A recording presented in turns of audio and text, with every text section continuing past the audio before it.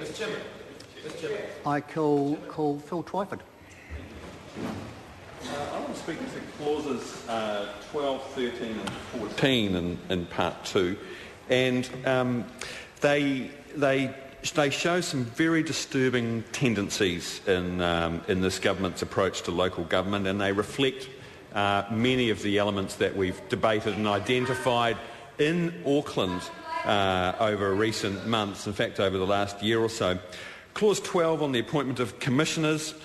There's a distinct lack of transparency in the legislation, with the terms of reference for the commissioners to be determined by the Ministers of Local Government and the Environment, with no scrutiny by Parliament, and under Clause 13 able to be amended at any time by the Ministers. So it gives the Ministers that the Councillor Joe Kane referred to as Jekyll and Hyde, and the now famous Timaru Herald story, it gives them complete carte blanche to determine the terms of reference for the commissioners, and it's very, very reminiscent of the kind of approach that Rodney Hyde and Stephen Joyce are taking in Auckland, where they are appointing all the directors to the first round of directors to all the CCOs that are going to be controlling 75% of the assets of the new Auckland Council.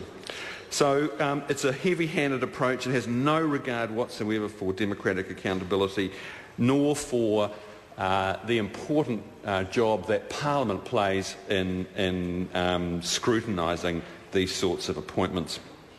Clause 13 gives the ministers the ability to amend the terms of reference at any time, and the unrestricted power in Clause 17, subclause 3, which allows the responsible ministers who may, in their complete discretion, remove a commissioner by written notice at any time. Well, Mr. Chairman, this is government by fiat. This is where our democracy has got to, where Nick Smith and Rodney Hyde will basically run a puppet show in Canterbury to make damn sure that they get what they want and run their agenda through. The commissioners will be on a very short leash, and the ministers will be pulling the strings to make sure that they can ensure that they get the kind of outcomes they're looking for in water management in Canterbury. Clause 14 says that the commissioners must have collective knowledge and expertise, and requires the commissioners to have knowledge and expertise in organisational change. No requirements, Mr. Chairman, that they have any knowledge of science, because as we know, the Regional Council has been science-led rather than science-informed, which would be a very dangerous thing if they were led by the science, which I find that remarkable, given this minister's many statements in this House about the importance of good science, and we've heard that on a number of issues in my short time in this House. So it's clear that they think the Council hasn't given sufficient weight to economic matters, and it's pretty clear when you read this bill the kind of direction that this government is going to push ECAN under their hand-picked commissioners. So the other disturbing element, sir, is Clause 14(1)(b), which requires commissioners who have knowledge and expertise not in science but in, quote, fresh water management, unquote.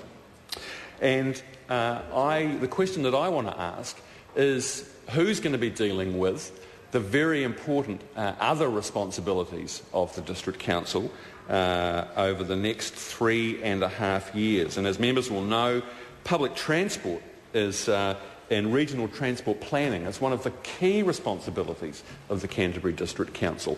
Who's going to be responsible for ensuring good governance of the regional transport strategy? There have been some very impressive gains, actually, in public transport led by ECAN, steady growth in patronage under ECAN's management of public passenger transport, coordination of services, tendering of contracts, a record 17.5 million public passenger trips made across the region in the year to June 2009. That's impressive by anyone's standards, and under ECAN's management, Christchurch was the first city in Australasia to achieve integrated planning. Call Sue Kedgley. Mr Chair. Well, firstly, just